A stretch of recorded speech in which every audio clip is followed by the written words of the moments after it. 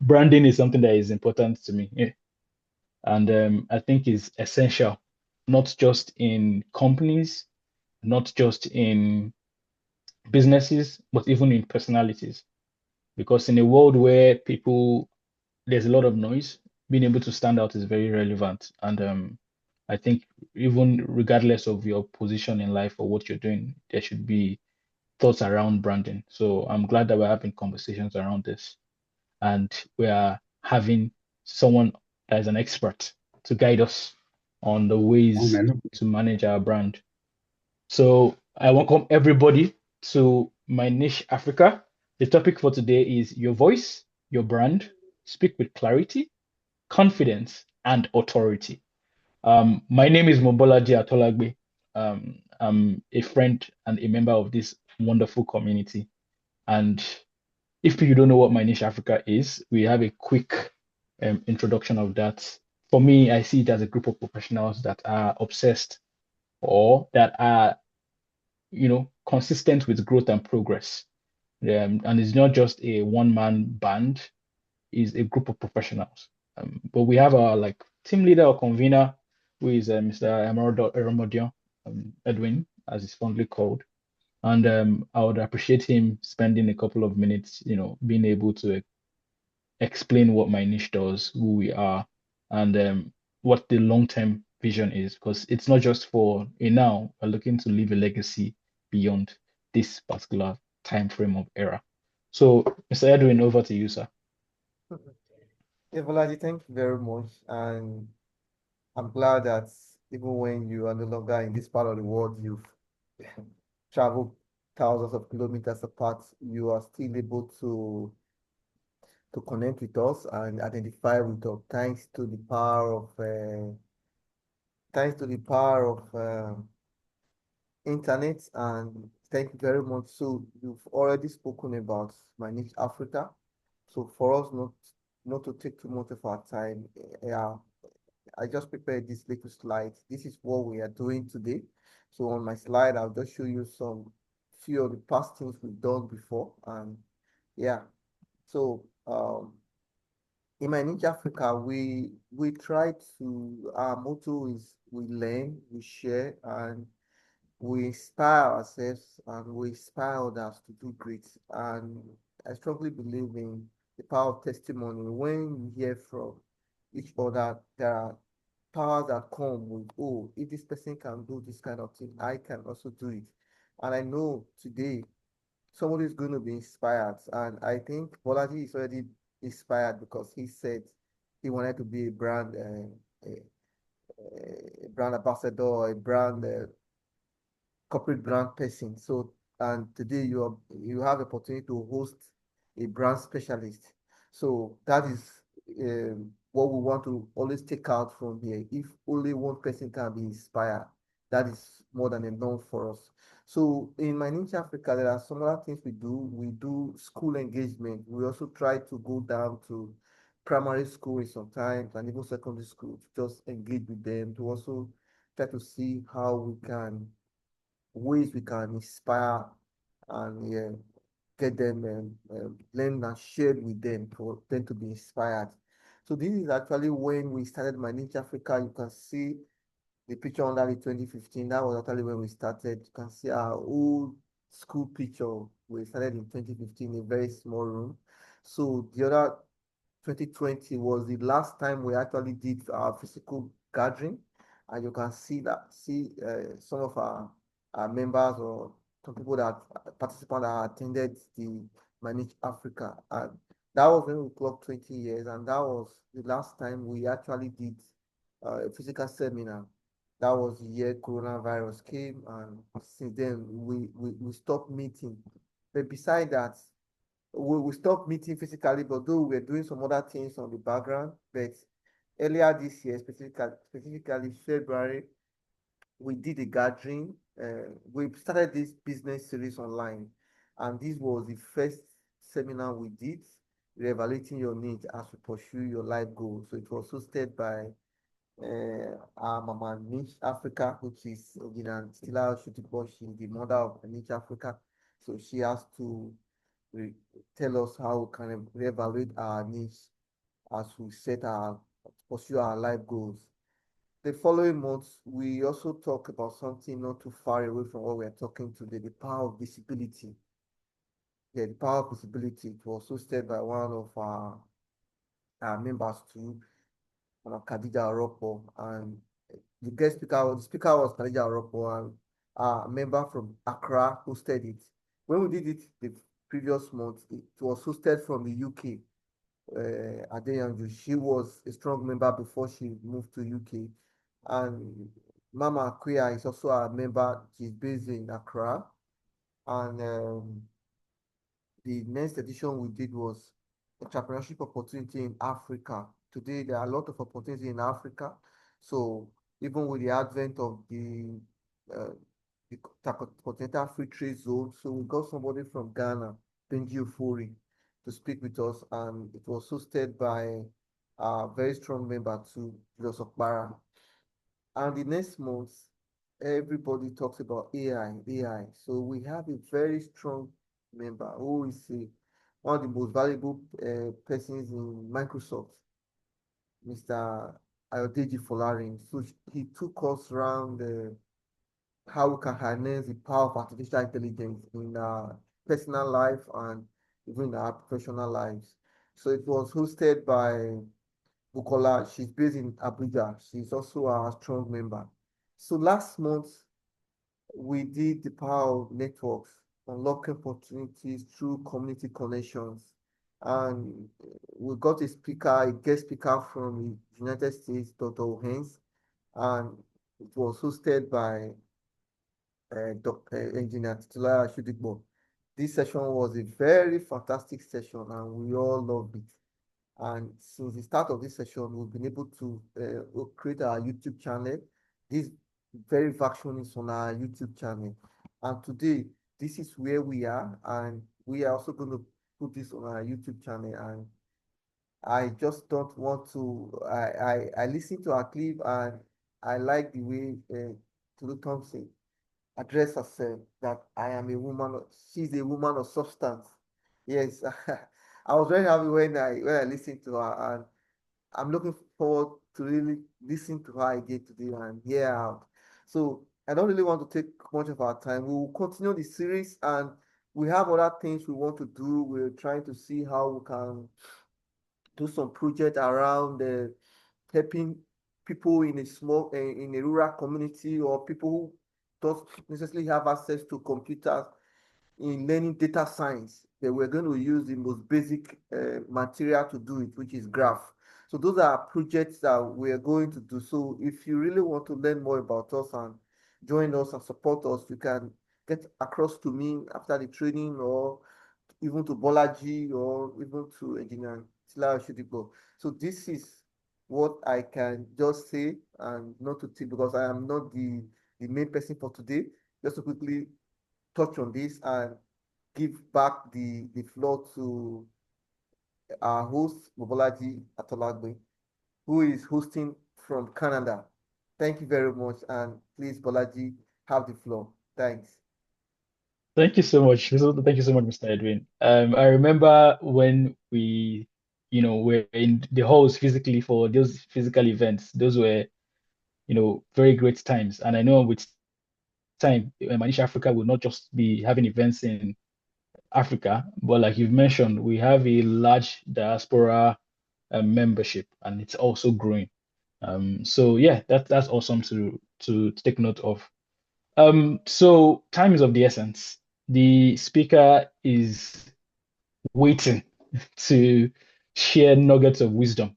But before we get ahead of ourselves, I just want to take a couple of minutes to introduce her and to let you at least have a little taste of what you're going to have. I call her the compare extraordinaire, not because I like to use large words, but because that's the best way to describe her talent. She's a TV presenter. She's an event host. She's what you call an all-round speaker, because she knows how to, and she has, harnessed the place of her voice and her brand to be able to connect with people. She has spoken to some of the greatest people you've heard in Nigerian entertainment industry, from Fumi Yoda to RMD to Ramsey Noah, and she has always been on the host. She's also the host of the Nigerian show called Shade Corner. You might not know her before today, but after today, you will never forget her. So, Miss Tolu Thompson is going to be speaking with us, and she's going to be speaking with us around the place of speaking with clarity, confidence, and authority. So, join me, welcome our speaker, Tolu Thompson. Before we start, Edwin, with the slides, I just sent them to your other network, if that's possible to help with. If not, I'll be able to figure it out from here. But yes, the emoticons, let them keep coming in. I can see Khadija clapping. I can see Mrs. Shodipo. I can see Edwin. Yes, let's Kileka feel welcome. Let her know that we're excited to learn, to also, connect with her, because I believe that it's not just us listening to her sharing, it's also connecting, because we will need guidance. We need also to learn. Follow her on socials. I just did, so you can get that connection with her. So, Miss Tolu Thompson, the floor is yours. If you can just unmute yourself, and we see what we can walk around the slides with. Thank you. Good evening, everyone. Kindly confirm you can hear me, please. Yes, we can. Yes, we can hear you. All Yes, right. yes. All right. Thank you very much. My sincere apologies. I cannot put on my video because I'm in a car seated right now. Except if I just put on my video for a bit so that you just have an idea of what I look like. Can you? Yes, it's you. Dark. I can see you. Yeah. I'm seated in the car. I'm out with my mentor and a few other people, and I just took our time to come to the car to sit down for this class. Thank you. So please pardon me. I asked Mr. Mobolaji to please share my slides if that's possible. I would really appreciate that. So while I'm speaking, you can follow through with my slides. Okay, fantastic. Thank you so much. Please, everyone should have their eyes going. Just like the conversation for today, I'm speaking on your voice, your brand. Speak with clarity, confidence, and authority. So first things first, I would like to start by introducing myself. Thank you, Mobolaji, for introducing me. My name is Tolu Thompson. I'm an event host and a TV presenter, and I'm also a public speaker.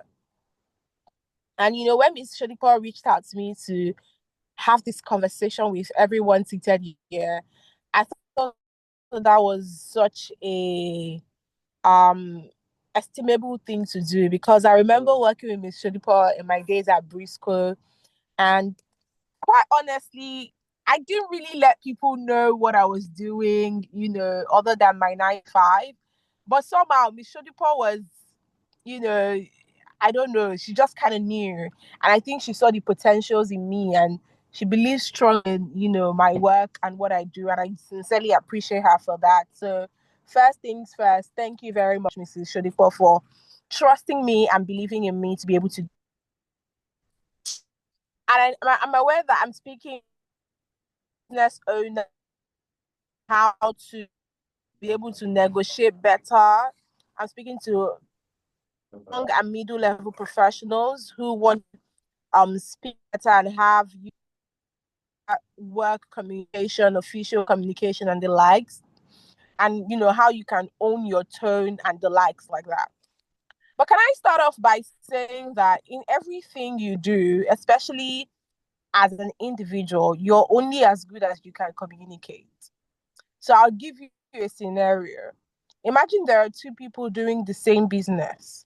One person isn't as brilliant or as excellent, but the other person is so excellent and they do their work so well. But then the person that isn't a person that is brilliant and very excellent at their work doesn't exactly know how to express or put their words, properly to be able to sell what they have or talk about what they do. But then the other person that isn't as excellent, has a good way of telling their work. In other words, they know how to properly hype the work that they do and talk about it in. Who do you think most people would believe, is the better person at the job? Of course, because you're a human being and you're moved by the outward appearance, you most likely go for the person that can talk well about their work. And so, as a personal brand or as a person, the way you talk about yourself matters a lot. The way you talk about the brand, the business, the work that you do. Imagine I came here and I just told you, oh, I'm an event host, full stop. It doesn't give you full picture or give you full knowledge of what I do and how long I've been doing it for. And, it doesn't give me that credential to be able to say, I'm going to be speaking to you tonight. But imagine when Mobolaji was introducing me and talked about, oh, she has spoken to some of the top people in the entertainment industry. She has been hosting events. She has hosted, so many brands like Investment One, Unity, CS. I can go on and on about the brands that I've worked for. It sort of does something to your mind, like, okay, you're rest assured that the person that is speaking to you this evening knows their onions. She knows what she's talking about. Right?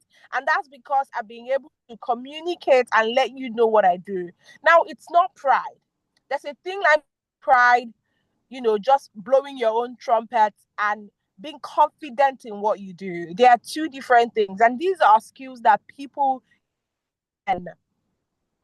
Some people are born great communicators, and over time, they might need to sharpen that skill. But some people aren't. And it's over time. One thing I will always say is that practice will make perfect. But please, can we go to the next slide that shows the context of some of the things I'll be talking about today at this event or at this webinar. So I'm going to be talking about the power of your voice in personal branding, clarity, confidence, or real applications, and the necessary call to actions that you need to put in. Before then, I'll talk about my journey. I started off as a radio presenter in uni. In university days, I used to volunteer at my school's radio station.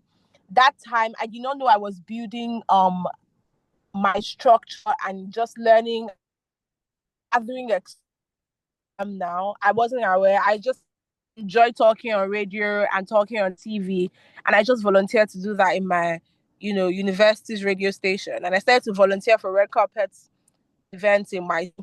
And then, by the way, I studied political science. I did not study anything regarding communication. So a lot of the things that I self-taught. Thank God for the YouTube. Thank God for people I looked to. Thank God for television. So I wasn't just watching for entertainment. I was watching to learn from other people that I was watching on time. And I remember my mom used to be very pissed that, oh, why are you always watching TV? I wasn't the average teenager that was watching music videos on television. Hello? Can I go ahead? Yes, please. Khadija, please kindly mute. Madam Khadija, please mute. Go on, Tolu.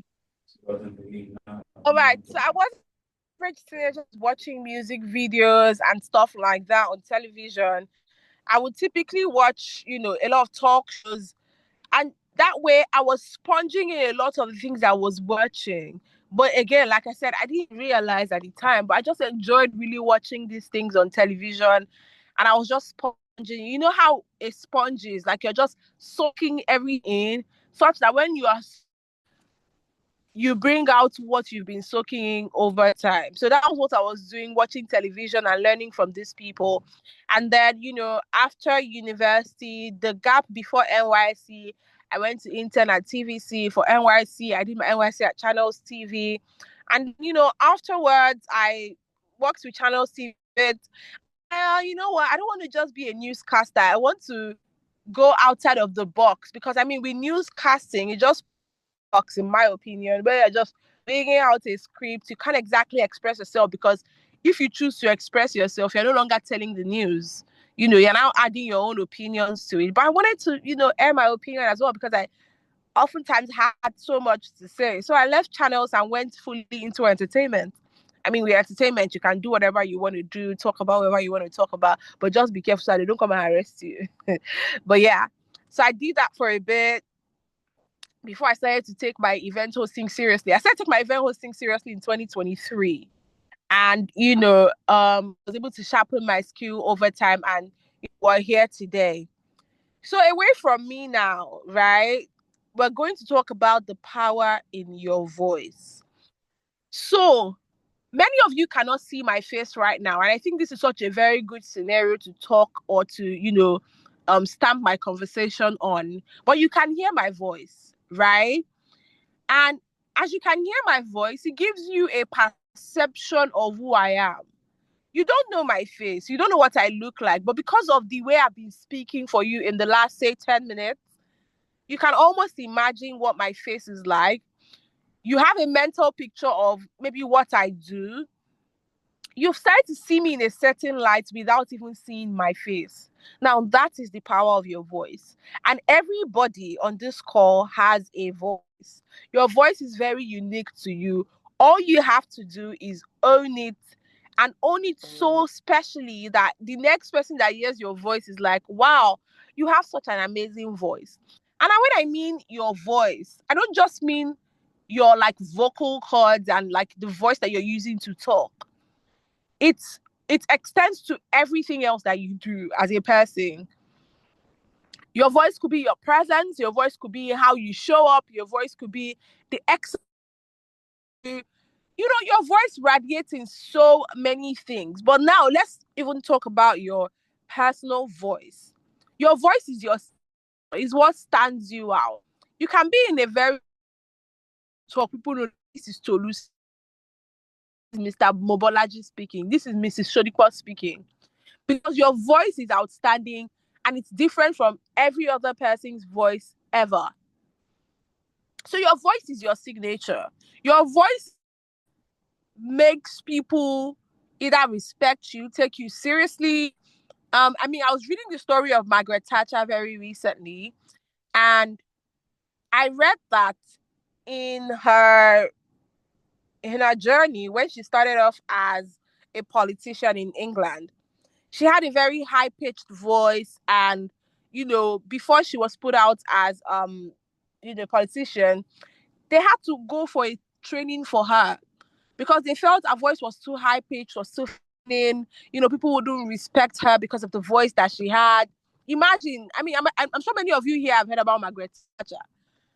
And if you knew that before she became, before she was put out there as prime minister, she had a very high-pitched voice and she couldn't really speak in public. She had to kind of training that now when you hear Margaret, you know that this is a sense woman. See, she was able to invest in her voice and how she spoke. And I was watching a video of her recently, when she was in the parliament and how she spoke at a Nations conference back in the day. And I was just in awe. Like, wow, this woman invested so much in her voice. Transitioned her from just being a regular young lady to being the Margaret Thatcher that we all know now, the no-nonsense woman, the woman that stands on her principles, yes, and just randomly say no to, and the woman that everybody takes seriously. That's because she did something with her voice. Your voice is your signature. Especially as a brand, as a business person, as an entrepreneur, as a young professional.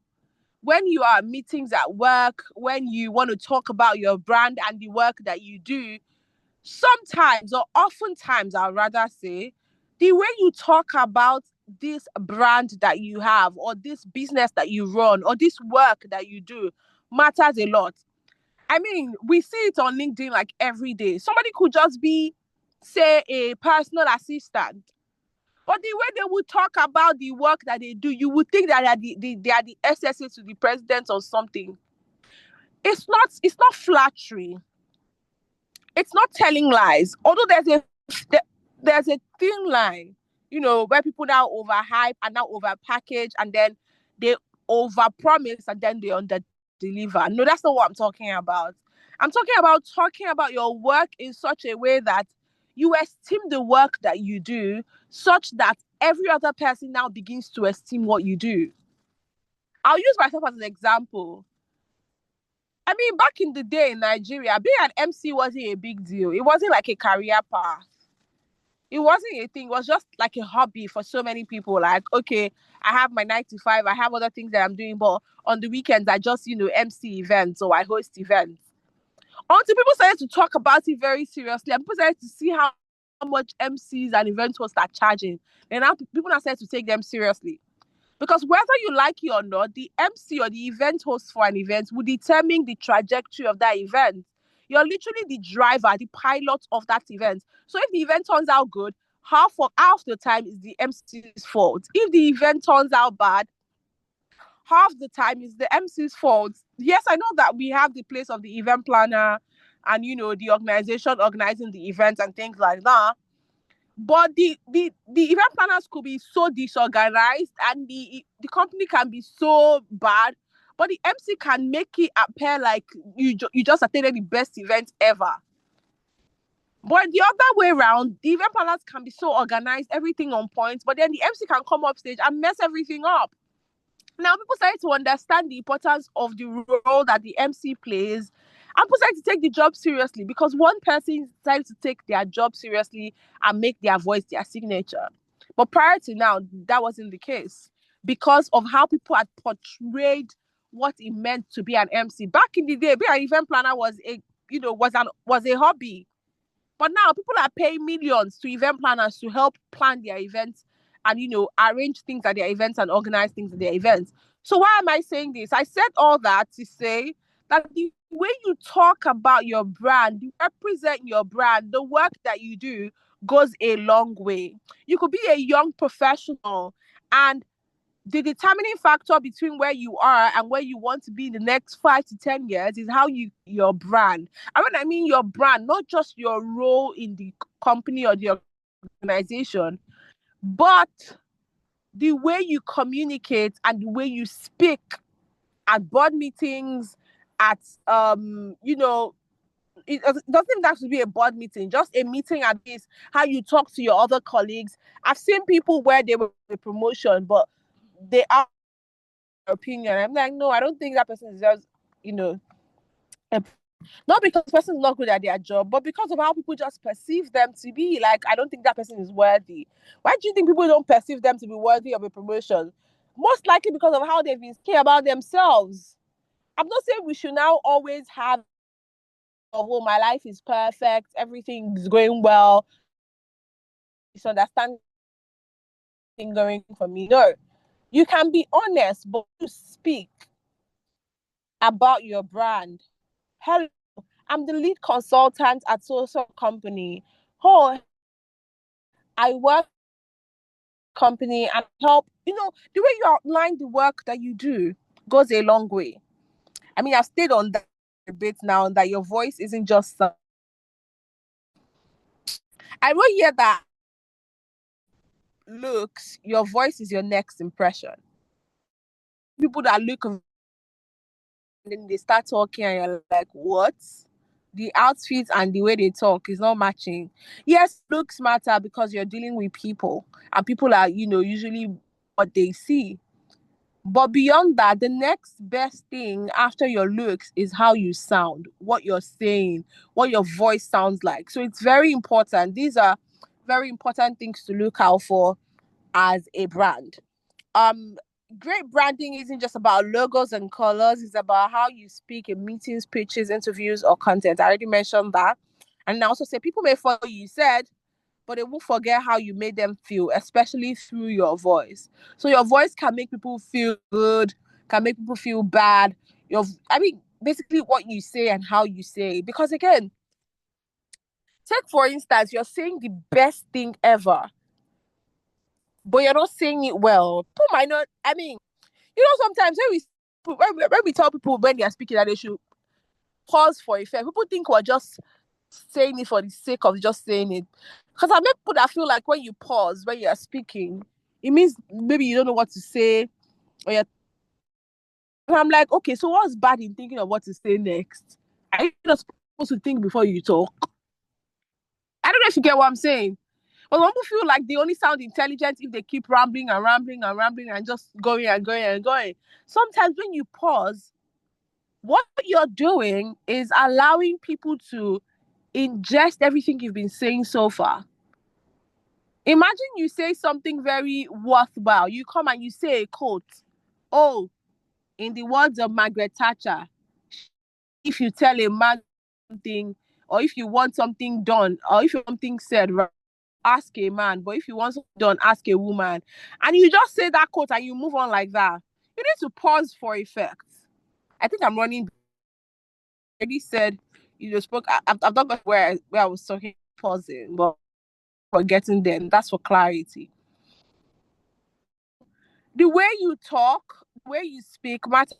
So people may forget what you said, but they will not forget how. Now, for major things about this conversation today, which are clarity, confidence, and authority. These three things are almost like the anchor for any conversation or any voice or any brand that you're trying to build. Now, like I said earlier, I came on this webinar and I don't sound clear. I don't sound like I know what I'm saying. Would you take me seriously? Of course, I know you wouldn't. I've seen people that are saying rubbish, but they are saying it with confidence. They are like, and even you begin to, I don't know what I'm saying. Confidence is such a charm. You could sell anything to anybody just because you're confident about it. And that's just how life works. I heard a funny quote a while ago. Someone said, if you don't believe in yourself, nobody can believe in yourself for you. That means you have to first believe in whatever it is that you're doing, you're selling, the work you do, for other people to be able to believe strongly in that thing as well. Because if you don't, nobody else can. Can you hear me? Yes, we can hear you clearly. Yes, loud and clear. Because if you don't, nobody can believe in what you do. And that's where clarity comes in. Clarity is so powerful. If I came here and I wasn't speaking earlier, I was rumbling my words, I was using every now and then, you would get distracted. And I mean, some of you might have logged out of this call by now because they're like, I beg, that person that is talking, what's she even saying? But there's some people now mistake clarity for speaking big grammar. They come to this place. I mean, because at the heart of communication is making the next person understand what you've said. You've not communicated until the next person understands to the latter what you just said. Honestly. And so to communicate or speak with clarity does not mean that you have to now start speaking in grammars that you typically wouldn't speak on a normal day. So let me draw the line here. If you have a very special speech or a presentation or something, yes, you have to package yourself in a certain light and speak very clearly. And most times you wouldn't use words that you use on a normal day.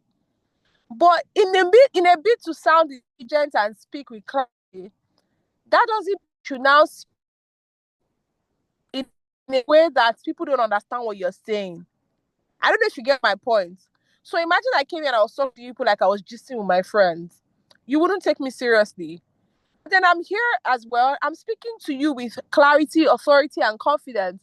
But I don't think I'm speaking in a way that you don't understand. I'm not using unnecessary grammar that I wouldn't use on it.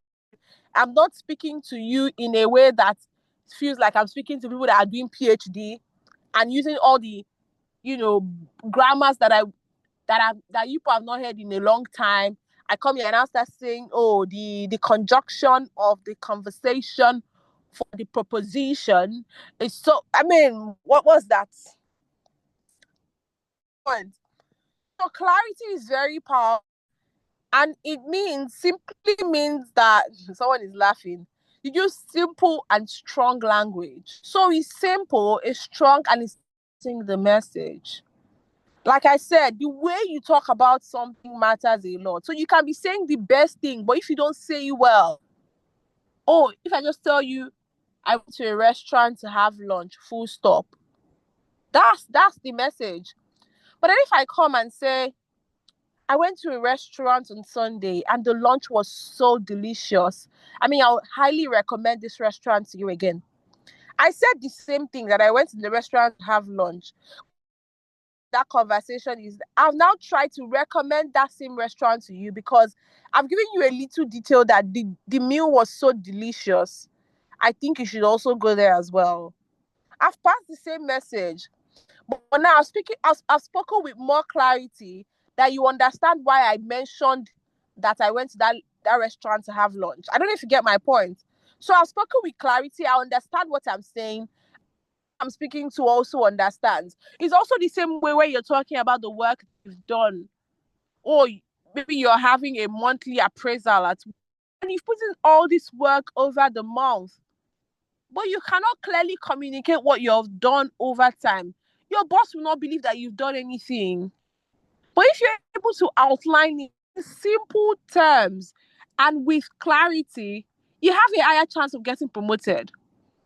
Or your business, you've spoken, you've attended all services to certain brands, but you cannot talk about it clearly with clarity and power. Then you are most likely to lose the chance of working with better brands like that. So what communication does is to position you rightly for your next clients, for your next action, for your next business. It helps you negotiate properly with power. Some of you, the price that you're calling for your clients, you don't even believe that you can charge it. How do you expect that the person you want to charge that, that amount to believe you? You have to be able to look at yourself in the mirror and say, I charge 10 million naira and believe that you are worth paying 10 million. Like you are worth being paid 10 million naira. Because sometimes the way you even say some of the things that you say, your clients can read through that this person doesn't even believe in themselves, that they can earn that kind of money, and you want to now pay you. Nobody wants to be used as your trial and error phase. Nobody wants to, be that. Believe what you're saying. Now you have a higher chance of getting paid that amount of money. You have a higher chance of being promoted. You have a higher chance of getting your next client. I also speak with intent. Organize your thoughts. And when you organize your thoughts, you have your introduction, your conclusion. Right now in this conversation, I'm in the body of my conversation. I gave you an introduction earlier. I mentioned my name. I gave you a bit of my experience so far. I gave you of what conversation to be about. I mean, the body of my conversation. So now I'll get to the conclusion. Do you see that? Thoughts are organized.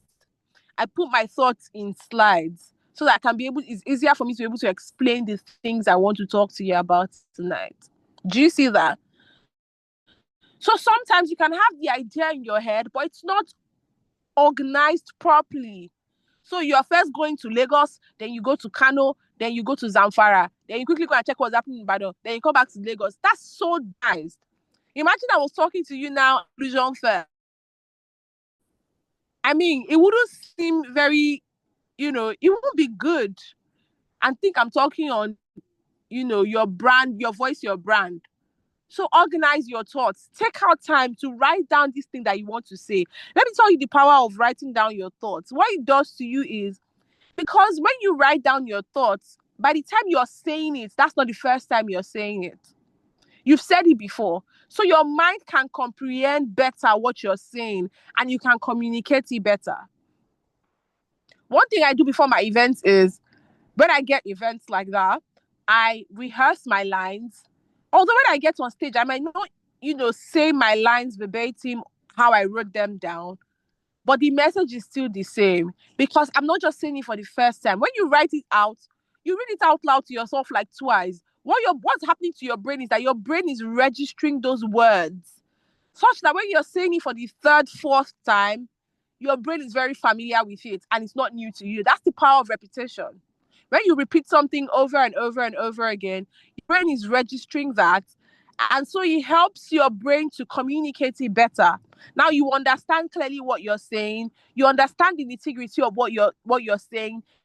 Time you are saying it comes effortless and easy for you.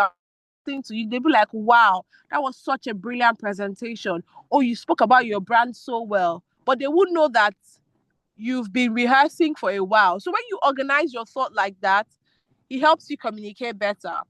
I also wrote think, pause, and speak. I think I mentioned lightly about this, about the fact that pausing is necessary when you're speaking. You don't have to speak blah, blah, blah, blah, blah, back to back. Sometimes you pause for effect. Let people internalize everything that you've been saying for a... Because if you keep talking, it feels like you're just talking at them and you're not talking to them. But when you pause, obviously you're a human being, thinking person, so you have to think before you speak. I also talked about the core message and the brevity of it. So go straight to the point, eat the point on the head, and make it brief. Because sometimes people don't want to listen for too long. The attention span of a lot of people. Also, the kind of audience you're talking. If you're talking to children, teenagers, that the attention span is so great. They want to play. They want to go ease themselves. They want to go out there, some part on their phone. Some adults, their attention is so great. So you want to hit the nail on the head as quick as possible. Next slide, please. In my next slide, I talk about confidence. And I already said confidence is a charm. I gave the example of the fact that some people can be saying trash and they are so confident in what they are saying. What confidence does to you is makes you believable. If you're not confident in what you're saying, people will do the right thing. But even if you're saying the wrong thing and you're very confident, it makes you very... And that's a good thing. Confidence does wonders. It gives you an edge. So especially if you're a business person and so many people are doing the kind of business that you do as well, you need confidence to be able to say, my brand will definitely... We don't overpromise and we promise appropriately and we even over-deliver. That's what confidence does to you. It makes you very believable. And now authority. Authority, it also determines your delivery. Another way you can be authority is by telling compelling stories. I believe strongly in the power of storytelling. Able to tell a story well, you have a higher chance. I was having a conversation with... I tutor a lady on public speaking, telling her about the power of storytelling, especially when it comes to pitching your business. Any entrepreneurs here, if you want to pitch your business, the power of storytelling is very important. And not just any story, are compelling enough that appeal to the audience. Because human beings are first emotional and logical second. I know we say we live in what everybody wants to live in an ideal world. But we live in an ideal world, we live in a real world. And most people put their emotions first before they put their logic. So if you can tell a story about your brand, your business, your work, you will most likely get people on your side. We see every day someone comes on social media, tells their story, next thing their followers grow. Because people are emotional, people can connect more with story being told well. But if you just tell the story shabbily, you hit the nail on the head. But when you coin that same story, so this lady, I told her to give me a story about her brand, and she just said, oh, she was in an NYSC, and then during NYSC, she realized that a lot of coppers like to wear, their neck, but she wanted something more colorful that reminded her of herself and, some affirmations. And I asked her, I was like, what year did you do your NYSC? 20. I'm like, what? And you're just telling your story very casually like that. And I told her, imagine you told it like this. The year was 2020 when everything did change for the world, also changed for me as well. I was doing my NYSC and my alawi was just 19,800. And as a young person who just thinking of how to make ends meet, dawned on me that many coppers like myself love to wear the white round neck. But I thought, how can we stand out? How can we be different from the norm? And so I started to make shirts. Now, these shirts were not just regular shirts, but these were shirts that reminded us of who we were, who we are. And I did that by writing affirmations on the shirts. Now, this reminder wasn't just for me, but I was trying to make an impact in the life of everyone else that saw me that day. So imagine someone was depressed and I wore a shirt that said, "You are beautiful, you are strong, never give up." Now, those affirmations were my affirmation lives by people merely seeing me and seeing my team, and it gave them some sort of encouragement. Do you see that we're talking about the same? Very casually. Oh, I was doing my NYC and people were like to wear shirts.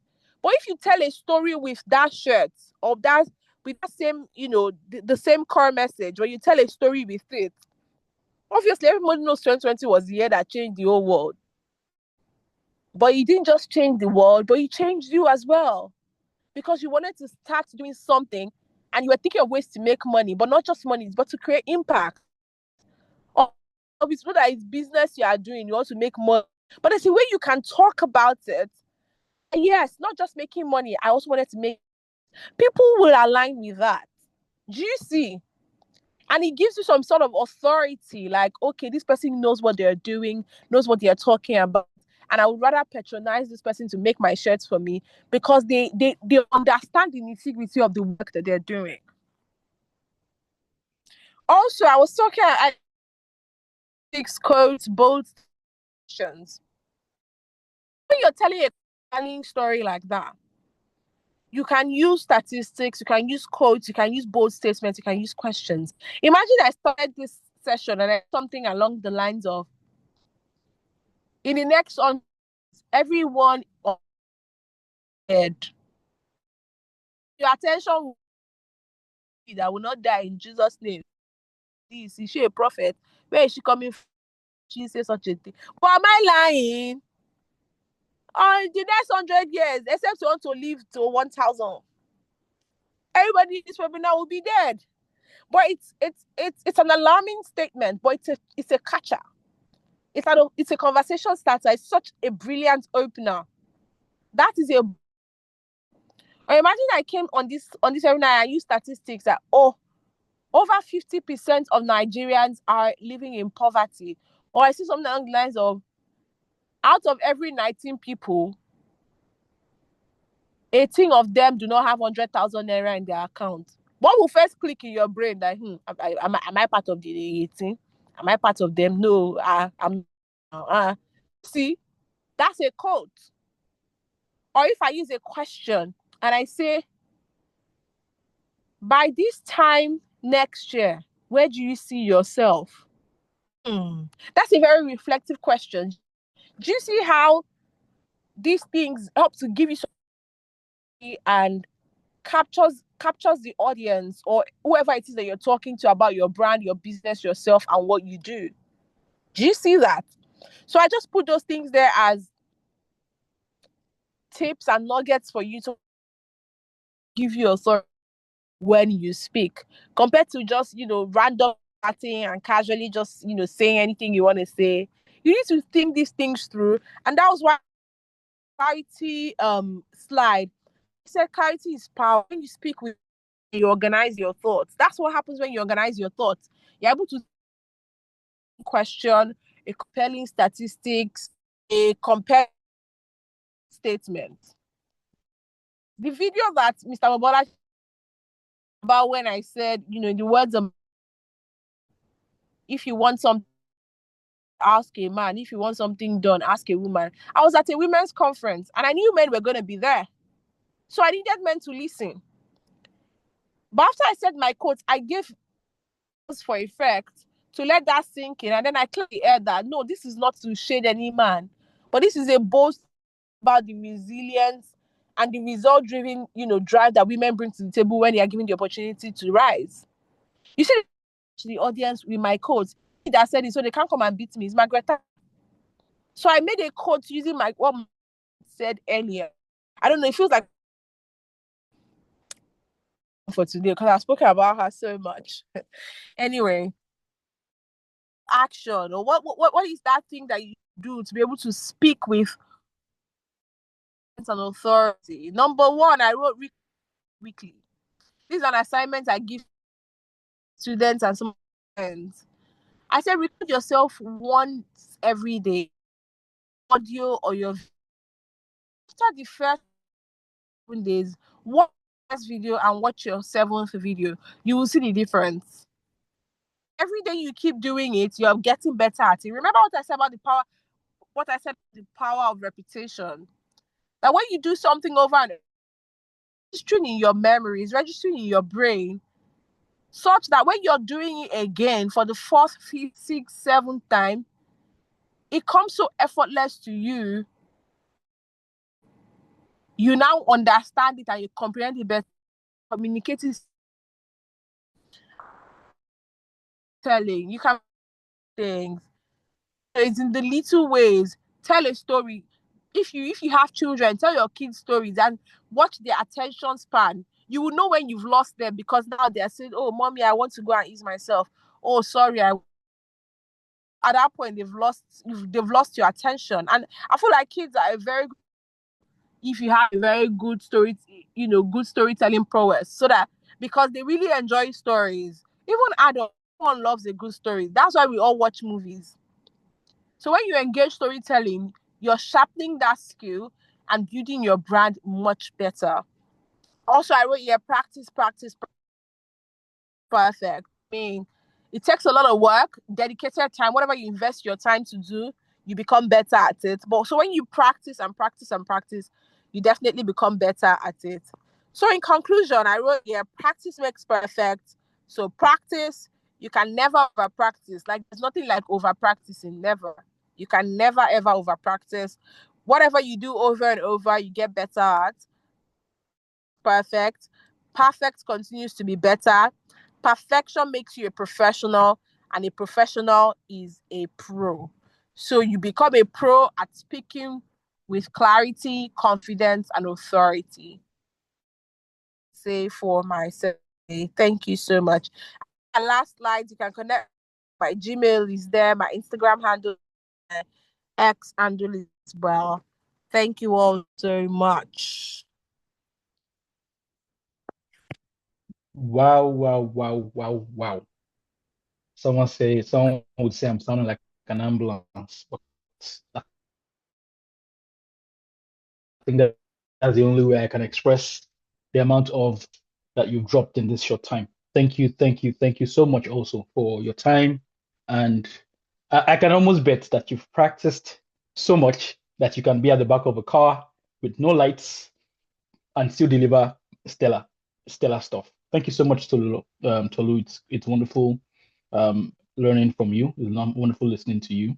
And I would say for myself and for other people here that trust me, we've been taking notes, and I think these are things that are relevant for especially times like this when everybody one way or another has to be a content creator, either if it's going to be video, audio, text. And I think this is very relevant for conversations like this. So amazing stuff. Thank you so much for your time and for providing such nuggets. The floor is open for questions and interactions. But before that, some housekeeping rules. Please, if you're going to ask questions, make them succinct. And also, if you have to interact, please go straight to the point. Again, I can bet that Ms. Thompson is not in the best of locations, but again, she is ensuring that she delivers on our promise, and we appreciate that sacrifice. Thank you so much. So if you have questions, please, I believe you can unmute yourself and ask questions directly, or you could put them in the chat and I can ask those questions on your behalf. I think what I'll just say is before you start, before the interactions begin, is that we've seen this over time, that it's important that we are able to portray ourselves in our best possible ways. And it takes a level of confidence. I think one thing I'll ask you, Tolu, before we start, or before other questions come, is that I think confidence is something that is groomed with time, and it is groomed with a particular type of mindset. How would you advise anyone that has taken care or that listened to this session to improve their level of confidence in their ability, in their quoting of pricing, in reaching out to the world? Because again, not just in the place of brand, what you have in your mind is what is going to get back to you, as you said. If you don't believe that you're worth a particular amount, no matter how much you lie to yourself, whenever your experience from your you say would build confidence. Okay, I'll tell what would build confidence is delivering excellent work. So when you deliver excellent work, you yourself, you will know that, oh, this is good work. And you'll be confident enough to talk about the work that you do. If you do less work, you know, and you won't be able to talk about it because you will not be proud of it. Because in your mind, you're thinking, my next client, if they see this work, would they want to associate with me? Would they want to? The work that you receive is also a testament to the excellence that you do. I was having a conversation with, someone like a sales person, and they were telling me about how the imposter syndrome could be two things. There was one event I hosted in April, and to be quite honest, when they reached out to me, I was quite shocked. I was like, what? This brand reaching out to me? Wow, they really believe in me. And I was scared because the caliber of people in the audience and things like, oh my God, can I do this? Can I do this? Can I do this? And I was speaking to one of my senior colleagues, and they were like, the person was like, imposter syndrome does two things to you. One, it makes you realize that you are worthy of certain stages and other people realize it, but you don't realize it. Or two, you're not yet worthy, but life is giving you a chance to match up to that. And I realized, I feel like the first one was my case, in the sense that I had not yet, believed strongly myself, but everyone could tell this girl has been doing excellent work. She's worthy of standing on such a stage. And when the person mentioned that, it just shifted my mindset and my perspective. Like, okay, I think I'm worthy of it. And I started to see myself differently. And I went back to watch some of my videos. I'm like, let's be honest. Me too, I've tried. Let's be honest. I've really tried in this work. So if they call me, because again, when I even charge them, I even now felt like I didn't charge them well. I charged them big money, but I felt like I didn't charge because they didn't even price it. They just say, okay, I'm like, what? I wish I had even built them better. I don't know if you get what I mean. So what happens? That did to my confidence, not that level. Like, if this people can pay this money, any other brand that wants to reach out to me, they should just no going back. It's already too late. I can never turn back. Oh. Do you understand? So one way to build your self-confidence, especially when it comes to speaking about your brand, is first a mind shift. You have to first believe. I teach often about the mirror effect. So what the mirror effect means is, can you speak to yourself in the mirror about that thing and not flinch and not feel afraid? Such that you believe it. And I'm not talking about lying to yourself. Oh. You know that you are not giving quality work and you're charging a certain amount, or you have not been in the industry for so long. There's a process of growth. I mean, back 2023, even as of last year, there were some prices I couldn't charge. But over time, my confidence grew, and I'm like, okay, you know what? I can actually charge so and so amounts because look at the work I've done. The brands that even reach out to me are a testament that I'm doing something right. Because if I wasn't, they wouldn't reach out to me in the first place. So those things build your confidence. So what I would say to anyone that's trying to do a self-assessment. So what is the process of me getting from where I am now to where I want to be? And how do I navigate that? GC. And then engage the mirror effect, I would say. Look yourself in the mirror and tell yourself the truth. Also, you can do like an assessment and ask what are people in the industry charging. And somehow you can know the level that you're in. You know your senior colleagues, you know the people that are on the same level, you know the people that are after you. So you gauge, okay, so like how much do they charge? So you know how you can, position yourself rightly, within that price range as well. And you begin to, when I hear some of the amount my friends are charging, I'm like, hey, Tolu, wake up. Oh, hey, Jesus. Hey, people are paying that amount for this MC work. Do you understand me?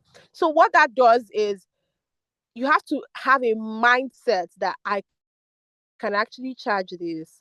And you deliver so excellently that because when you don't deliver, does something to your confidence.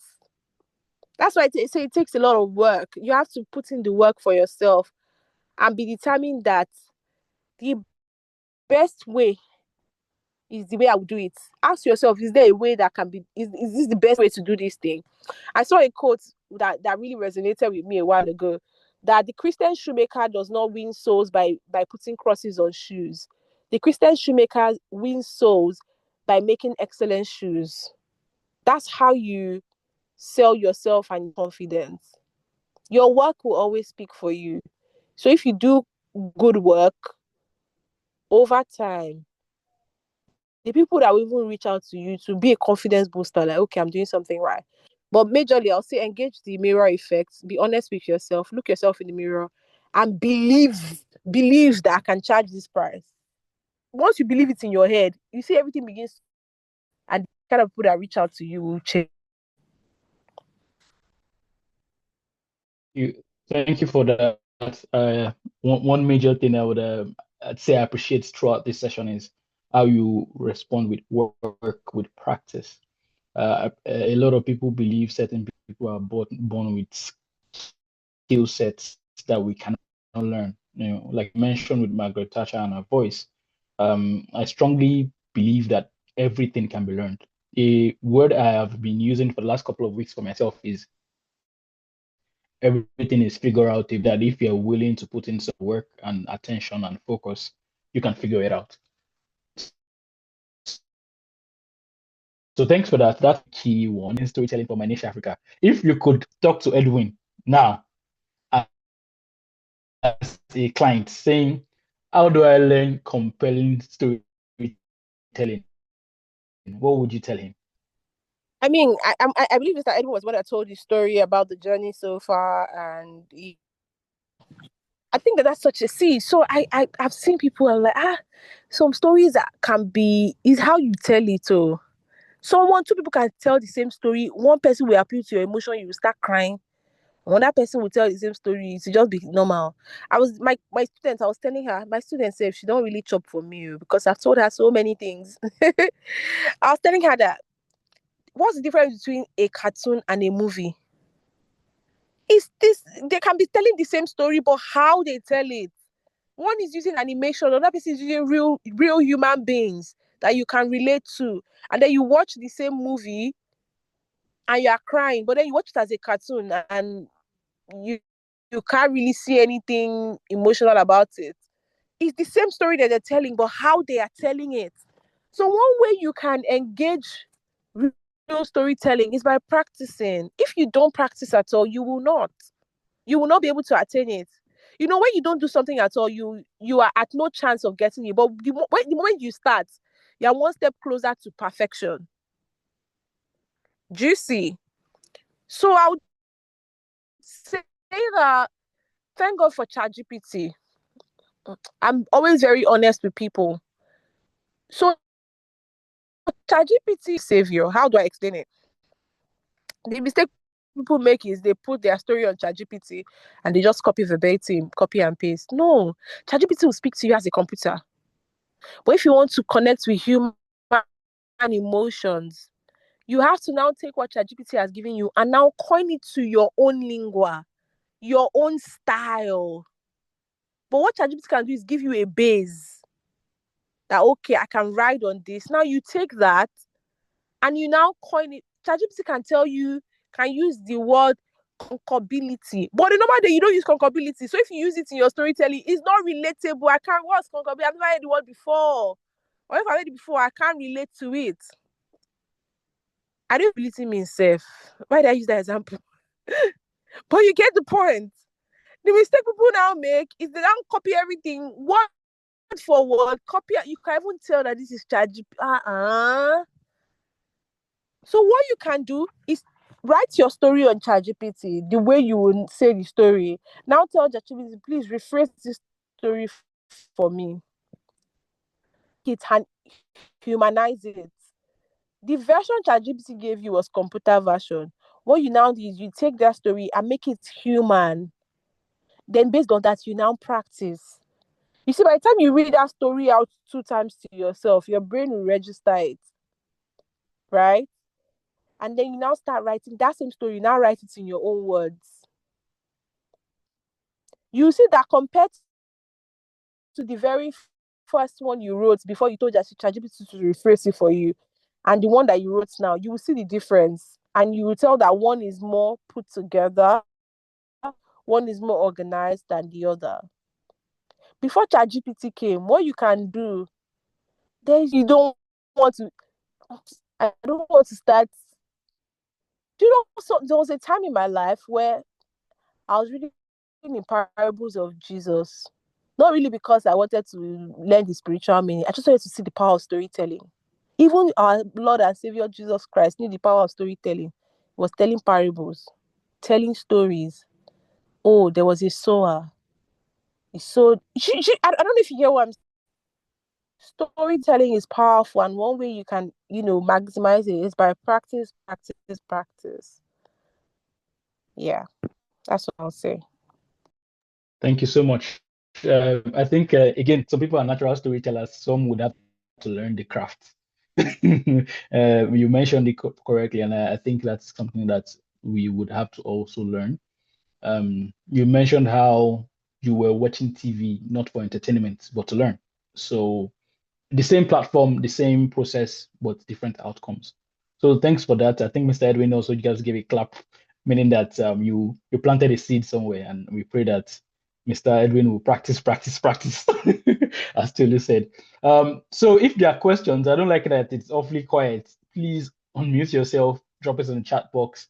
And I have a mentor that mentions if there are no questions, either the topic was expertly accepted and agreed by everybody, or they did not understand anything. I don't know which of it is this night. I'll go with the first one. Mrs. Shediko, the floor is yours, ma'am. Okay. Thank you, Tolu. I think you kind of touched the question I wanted to ask. Bolaji, were you spying on my thoughts? It was all about confidence, yeah? And I know that's a challenge even for us experienced professionals,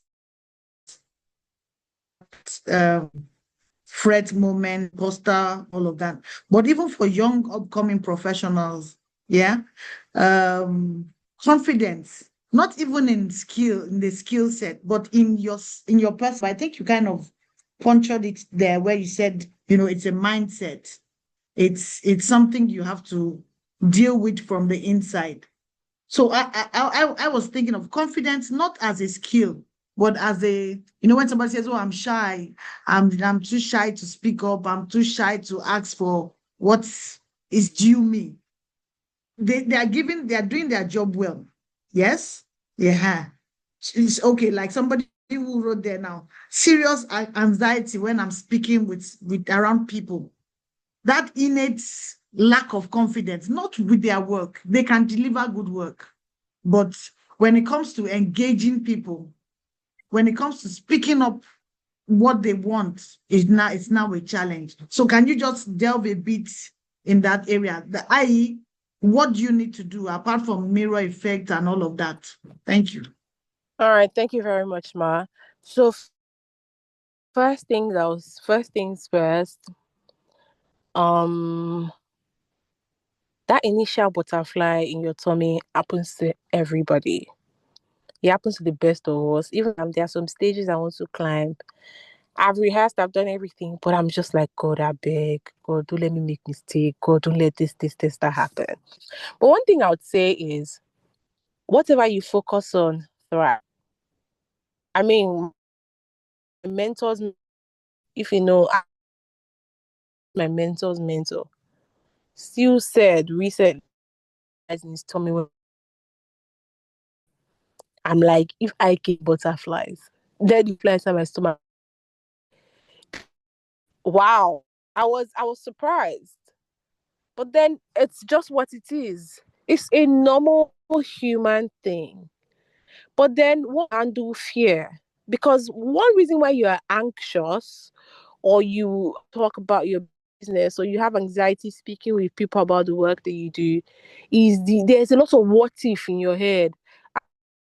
See, one way to handle fear that I know is now do that thing that you're afraid of. So what next can fear do?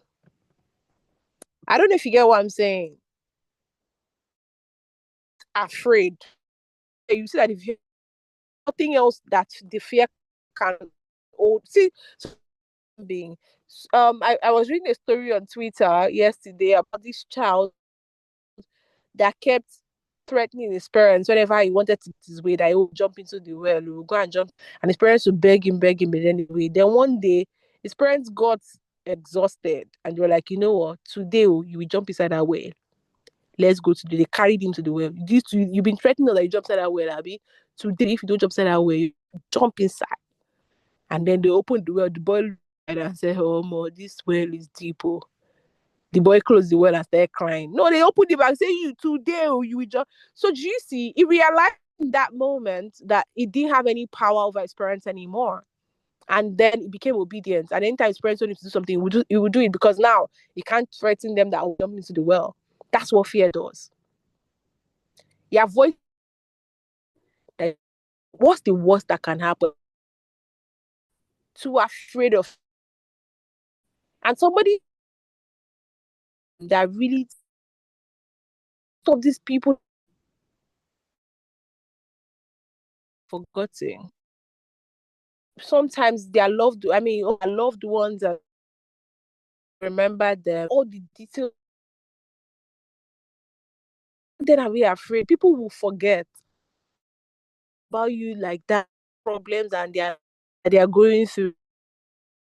What will people say? Well, nobody really take care of you like that. So let's be honest. They can party and laugh, but that's the beauty of life. I don't you want to live because you're trying to avoid, then you don't now actually do what you're supposed to do.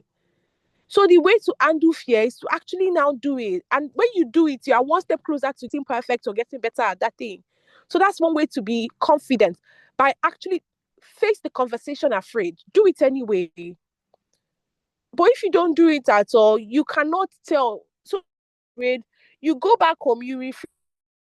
Well, I did not do this well. I did not do this well. Okay. Next time when you have another person, you already know what to do better. The third time, so it's almost something as you record yourself, exave. By the time you record the first, fourth, fifth, by the time you record the sixth one, you realize that there is a gap and you get better. But if you don't do well, you are stuck in that fear.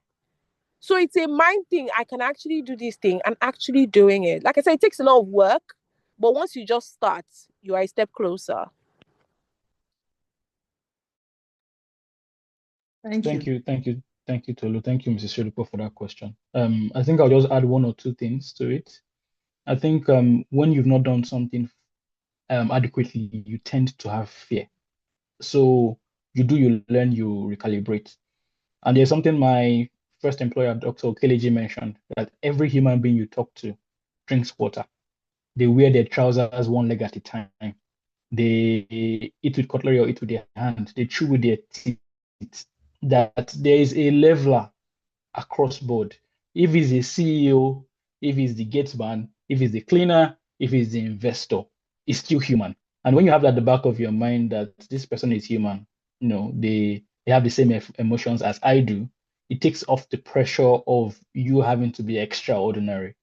Take your ordinariness, your normal self, make your blunders, correct your mistakes, but do it regardless. Also continuously tweak our mindset. There's a book I am currently reading, Mindsets by Carol Dweck. It's a very good book. It mentions about the growth mindset and the fixed mindset.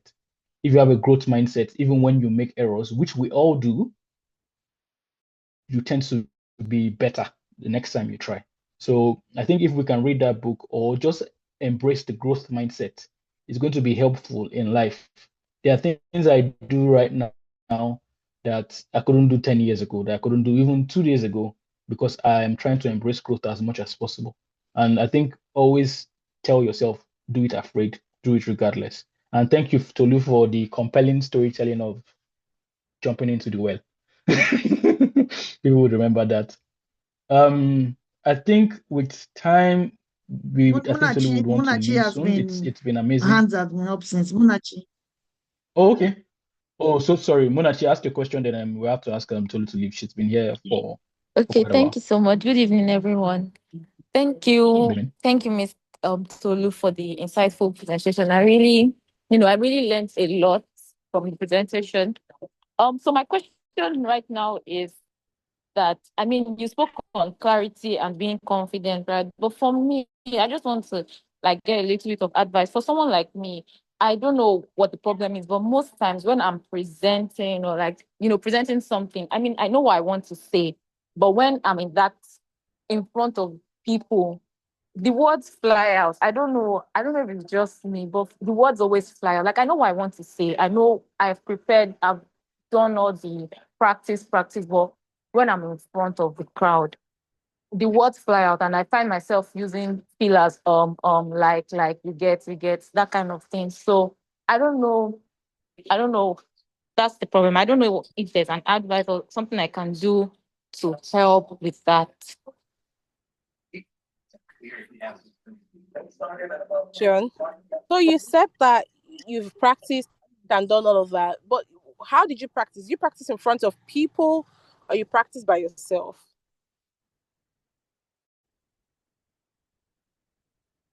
Hello, Munachi, can you hear me? Yes. Okay. Sorry. So yeah, I don't practice in front of you because I don't really have much people like at home. So when I'm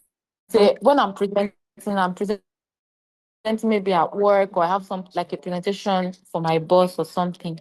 So I just practice in my room and I have the word, like I've written down the things I want to say, like specific to each different slides. But when I'm presenting to my boss or like to clients, the words just fly out. I don't know why. Okay. So I can give you a few things that you can do to get better. Things first, to be very honest, I think the reason why the words is because you're afraid. That's one. Number two, another reason why the word fly out to not make a mistake. So your mind is focused on not making a mistake. You now actually make the mistake. I don't know if you get what I'm saying. Number three, another reason why I feel like you might forget your words is because you're trying to remember every word. Your brain is a thinking brain. That's why I said when you write out whatever it is you write out, read it out to yourself out loud. Like read it out loud.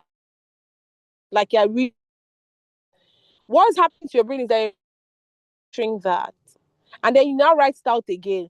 But sometimes you realize that when you're writing it out again or saying it again, you're not saying it because your brain, you're not a robot. You're a human being.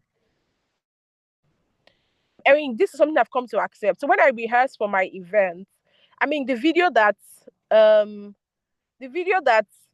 he saw, I had my script in my head, but obviously I wouldn't go on stage and go and say it verbatim. But then at the heart of it, I understand the core of the message I'm trying to pass across. So when I'm even communicating that, it might not be exactly what is in my script, but I'm still passing the same message. So sometimes when we make mistakes like that, it's because we're trying to say it word for word, but your brain is a thinking brain, not a computer. I don't know if you get my point, Munachi.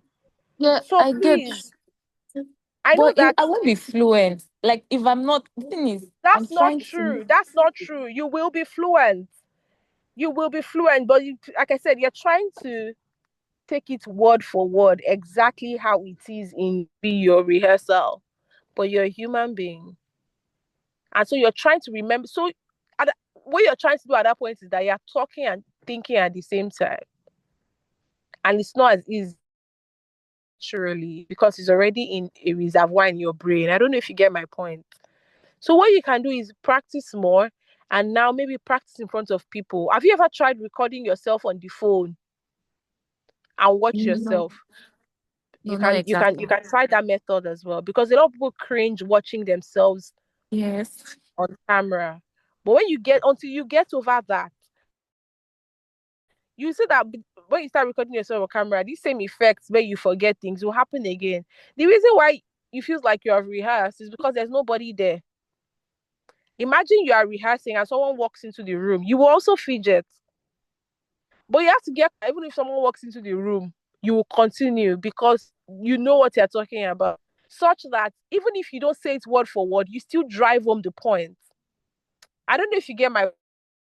So, two things I would say you should do: record yourself on camera, and then try when you're passing your message across. Because again, like I said, I feel like you're trying to do your intelligence. You don't want to sound very big.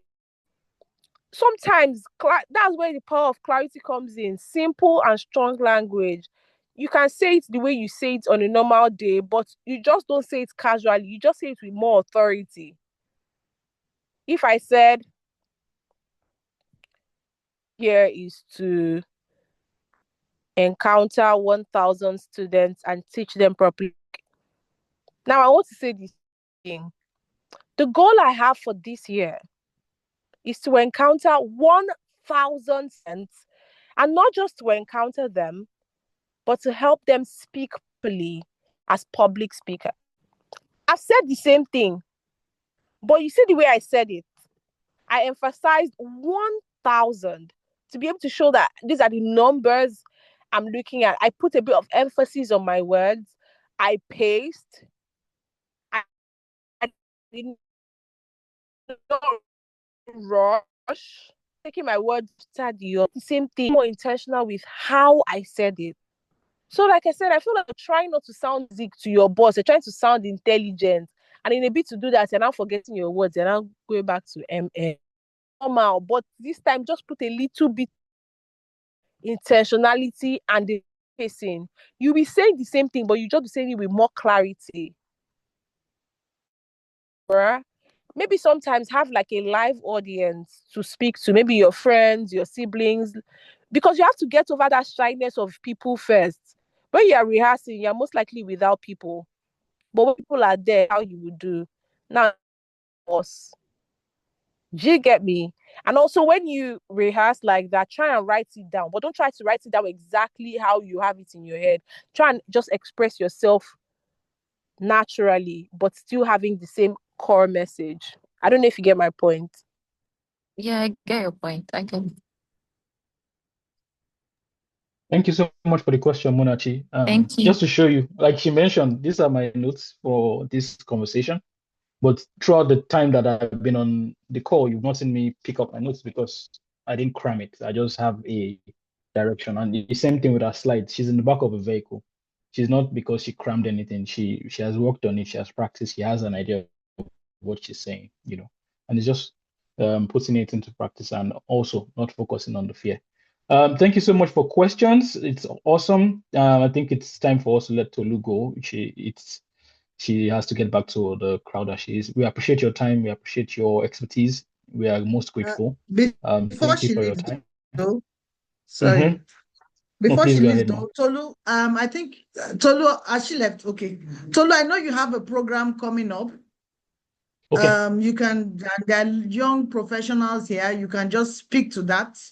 Those who might be interested, then we find a way to send them the link. But you can just speak to what that program is Yes, about, please. so that they Good evening, everyone. My name is Tolu Thompson, and with over half a decade of experience as a TV presenter, event host, I've thought to put together a class titled The Gift of Speech. So everyone here is a gift. Your voice is a gift. Your speech is also a gift. But the question really is, how are you presenting this gift? Imagine you had your birthday and people presented gifts to you, but they weren't packaged rightly. How would you feel about that? So at the very heart of what I'm saying now is the fact that you can have the best message in the world to pass across, but if you don't present that gift rightly, by expressing yourself properly, you might just miss out on opportunities for your next clients, your next promotion, your next big gig. So how do you present your speech in a way that it comes as a pleasant gift? Now, that's the essence of this class. It's a one-day speaking masterclass where you learn the basics of public speaking and how to sharpen your public speaking skill. Everybody can tell a good story, but you need to understand the rudiments and the nitty-gritties of what it entails. So my virtual class is coming up on the 9th of August. It's just going for 25,000 naira.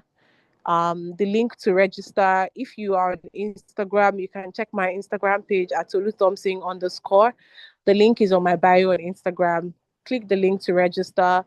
And if you're interested, we'll send you an email on how to make payments, and we take your journey up from there.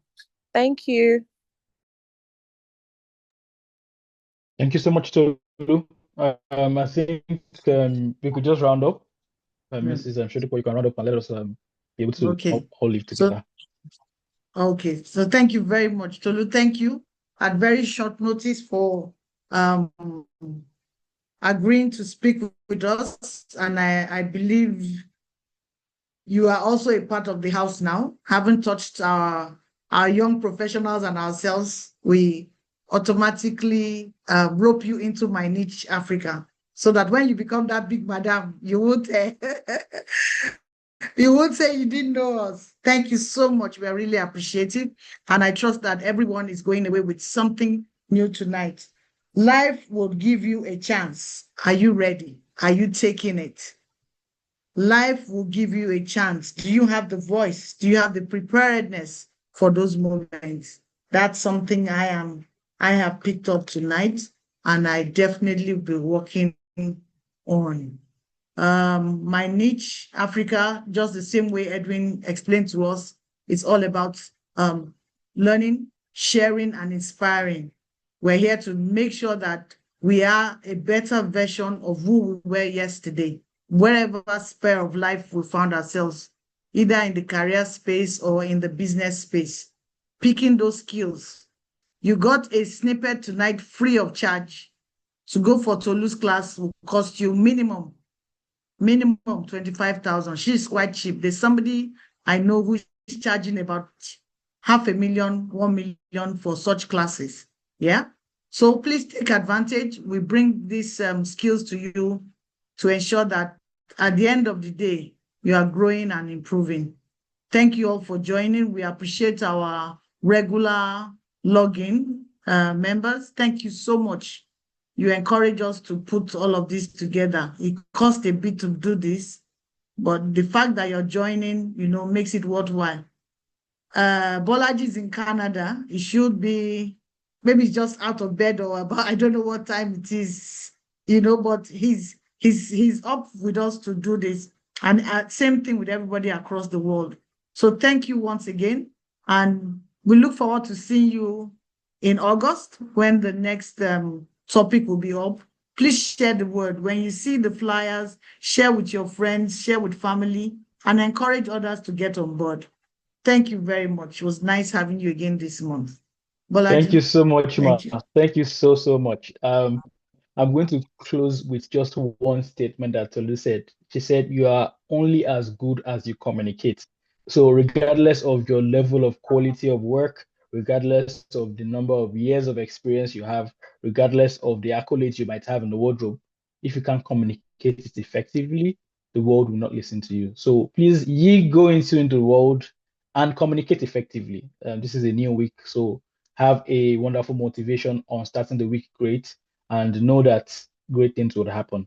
Expect greatness, be greatness, and continue to grow and become better. Thank you, My Niche Africa, for this platform to host this event.